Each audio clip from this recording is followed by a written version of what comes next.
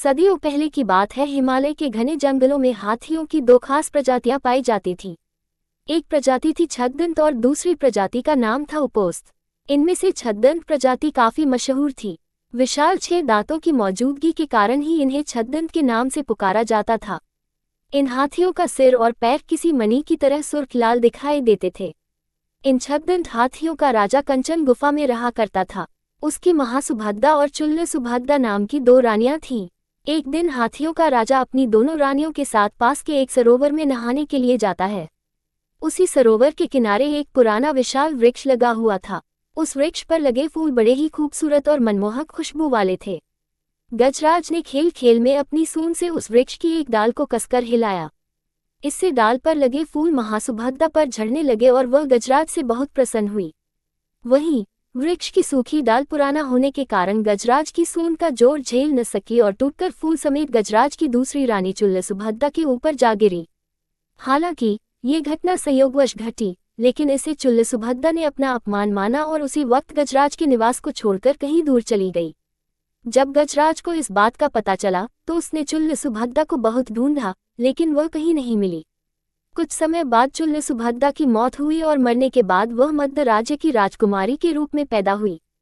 युवा होने पर उसकी वाराणसी के राजा से शादी हुई और वह वाराणसी की पटरानी बनी।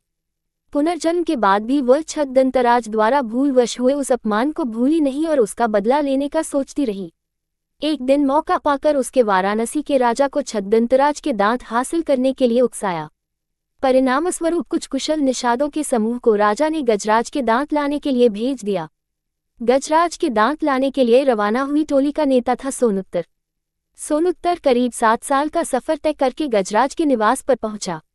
उसने गजराज को पकड़ने के लिए और अपना शिकार बनाने के लिए उसके निवास से कुछ दूरी पर एक बड़ा गड्ढा बनाया। गड्ढे को छिपाने के लिए उसने उसे पत्तियों और छोटी लकड़ियों से ढक दिया और खुद झाड़ियों में छिप गया। जैसे ही गजराज उस गड्ढे के करीब आया तो सोनुत्तर ने विषबुझा तीर निकालकर छद्दंतराज पर निशाना लगा दिया। तीर से घायल होने के बाद जब गजराज की नज़र झाड़ियों में छिपे सोनुत्तर पर पड़ी तो वह उसे मारने के लिए दौड़ा।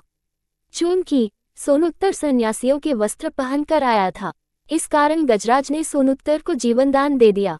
गजराज से जीवनदान पाकर सोनुत्तर का मन बदल गया और उसने गजराज को सारी कहानी कह सुनाई और गजराज पर निशाना साधने का उद्देश्य बताया।